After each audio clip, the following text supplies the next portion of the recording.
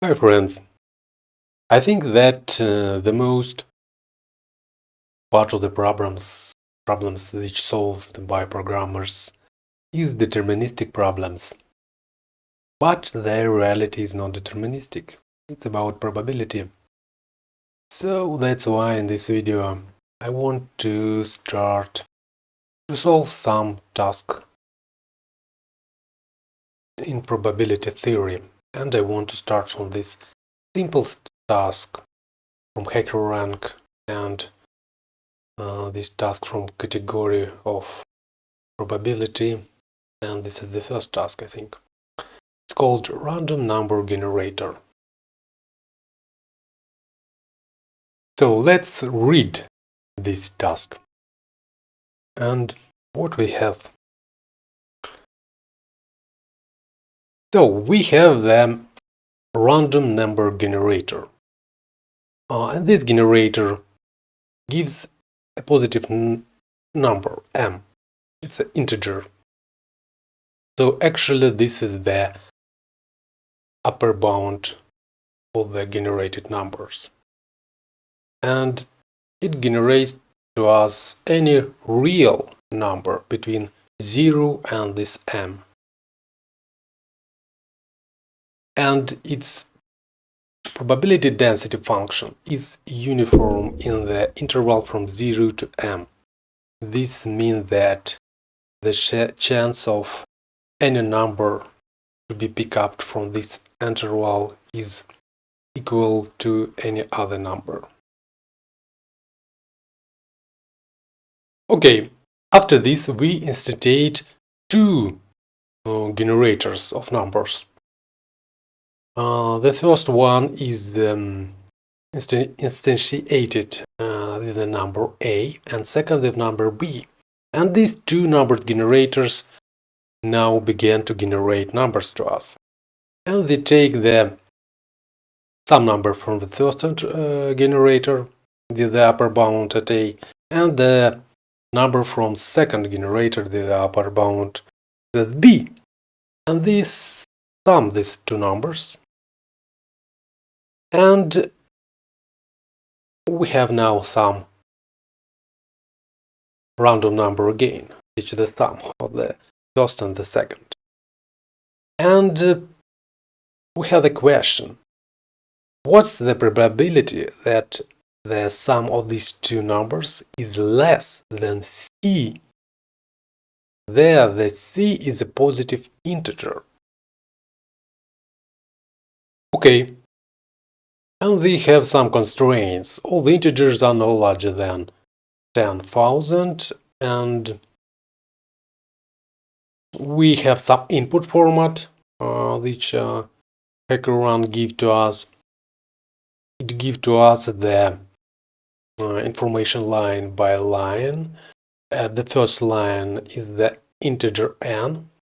This is the number of test cases, and after this follow the lines. Each line contains three positive integers a, b, and c. Okay. And we need to output our results of the solving the problem. We need to output for each line of the input the correspondent line with the result, which indicates the probability.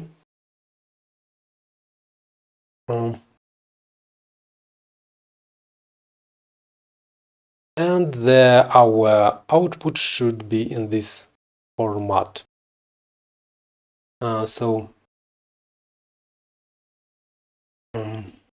And you can see we must provide the numerator and denominator of the probability, and the greatest common divisor of each pair of this numerator and denominator should be 1. Okay, at first, to start to solve this problem, we need to say that because here we have real numbers, so we have our probability is not discrete, and that's why it is better to solve this problem with the visualization tools, which allow to us to build some graphs, some graphics, in which we can show how we in which we want to represent the logic, how we want to solve this problem. And actually I start to search some tools on the internet, how can I visualize this thing, and I found the interesting one, and this tool is called desmos.com. Okay, we can draw some graphics here, and actually I do some drawings here. What's the need at first? Okay, because we have two numbers generated by different number generators. The first is upper bound with A and the second with B. That's why they have this rectangle. So we have this y equal A line and x equal B line. And also we have condition that our numbers is greater than 0. This means that we need to review this half of the plane up to x-axis and half of the plane from the right of the y-axis. So we need to intersect actually these four parts of the planes. The first two is taken from x and y, and the second pair taken from the A and the B. Okay, and we have this rectangle. So this is actually the numbers, the area where we can pick up our random numbers from here. But that's not all that they need. Also, we need to find the cases where the sum of our two numbers is less than C. Okay. And if you write the condition for this case, you will have this expression, which say to us that if they take y and summarize it with x, and it must be less than C, actually, not equal, less than C. Okay, and if we do some modification with this expression, they will have this expression which represents this condition. It is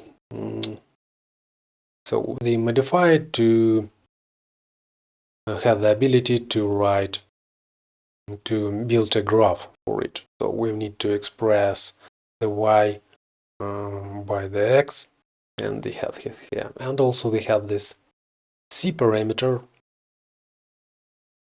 which represent how our graphic is moved on y axis up and down. So this is the line y equal minus 6. This is actually looks like so it looks like this. It go from here to here. And with the c parameter, you can see that we can move this line. So I provide some additional constraints here, that x must be greater than 0 and y must be greater than 0. And actually this, if they intersect these two free parts of the planes, the first is represented at this expression, second at this, and the third at this. We will receive this red area. And actually this area represents the positive outcome, that our two numbers x and y is less than c.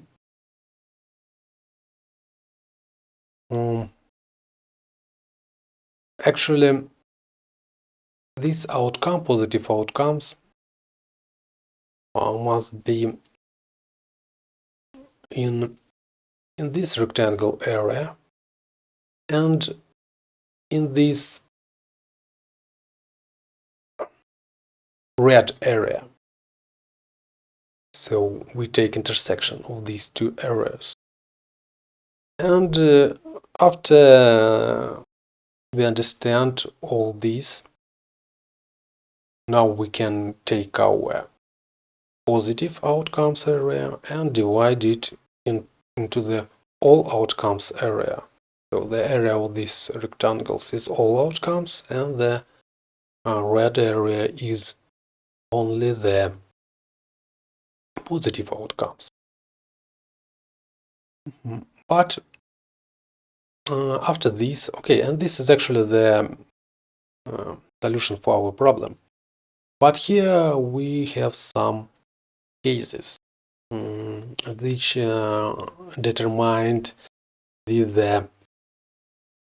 our c parameter how it relates to a and b, and this relation actually determine our cases. What cases I'm talking about? Okay, let's look.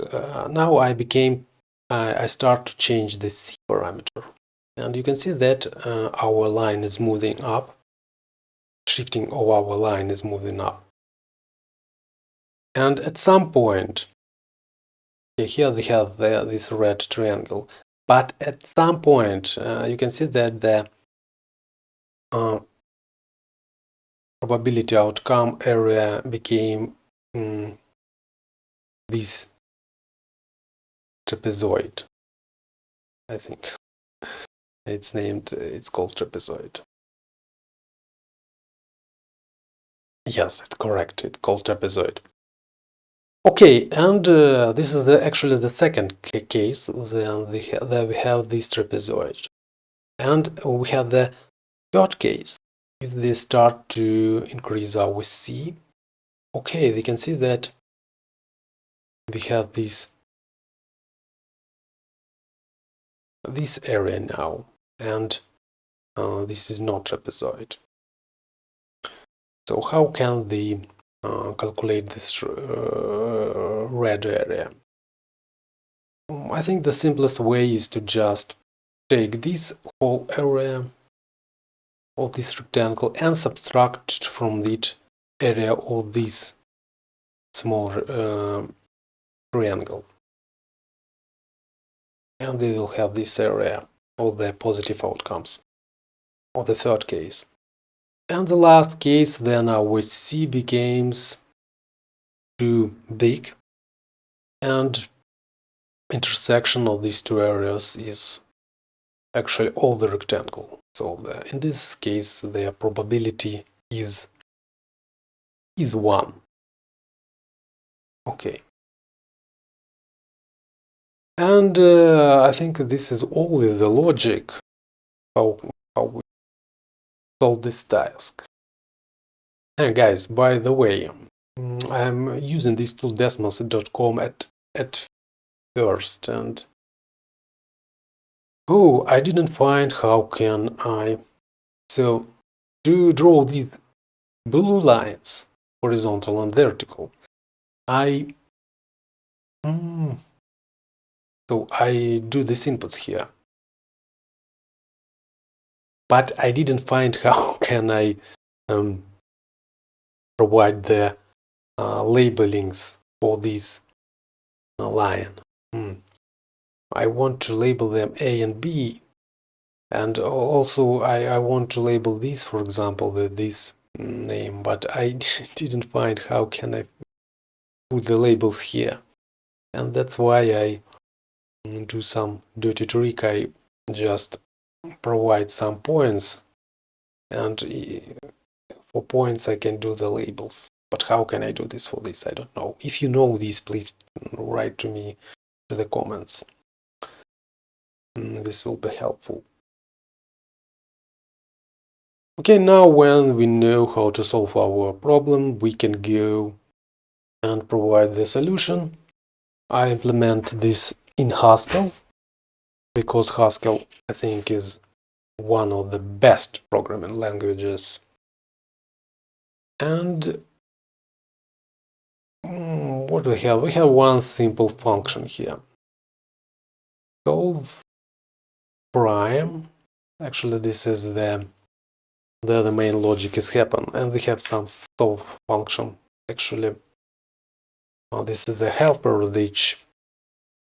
So we need to, at first we need to start, we have A and B, and we need to know which from when is greater than other.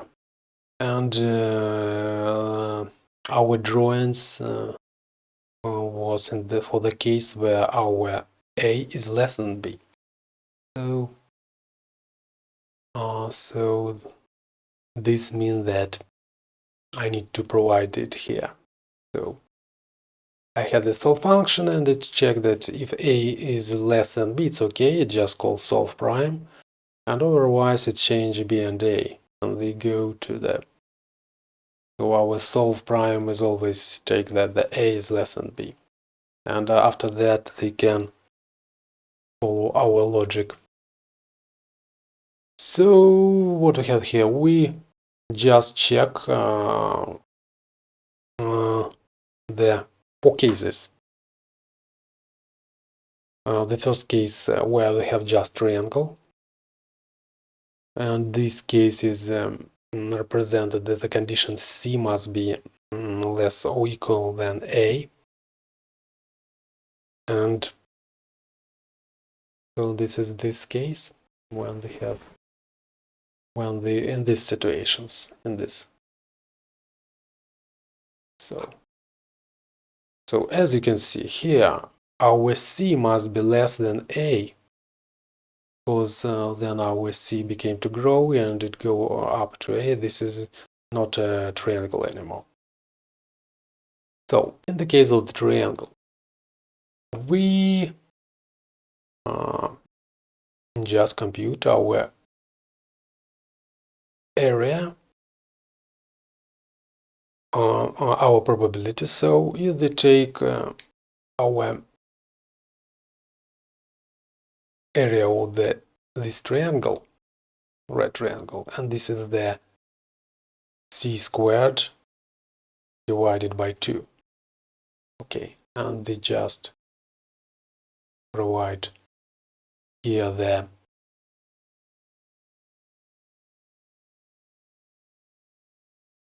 denominator and numerator. Okay, if I'm not wrong, how it's called? Numerator and denominator. Also, because they find the probability, I need to divide it by total area of the rectangle, and this is the total area. Okay, the second case. The second case, when our C became to grow and it break this triangle into this trapezoid. Okay, and it's calculated these expressions. So actually defined by this condition that our C must be greater than A, because it must exceed the A. You can see it here. It go over the A, and also it must be less than B, because it is greater than B, our trapezoid is broken. And you can see that this is it has symmetry. This triangle has symmetry. This line is equal to this line, and this is grow to B. Also, this line also grows, and it must not exceed the B. Okay, and that's why they have this condition. So the formula of the trapezoid is we need to take trapezoid A and trapezoid B, which actually they're on these lines. So we take this line and multiply it by this 8, this which equal to A here, and divided by 2. Okay, and that's why they have this condition. Yeah, this numerator and this denominator. Okay, and the first case, when they broke our trapezoid, okay, it's broken into this figure. And I don't want to explain how I calculate this. You can I provide link in description, and you can watch this thing and think about this, why it calculated in this way.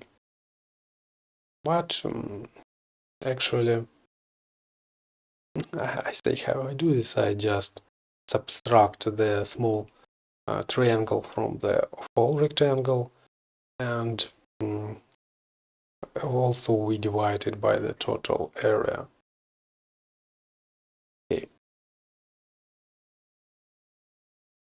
Okay, and we have this also helper f function, which take this numerator and denominator and divide the numerator and denominator to the greatest common divisor of these two numbers. So we do some formatting of our ratio.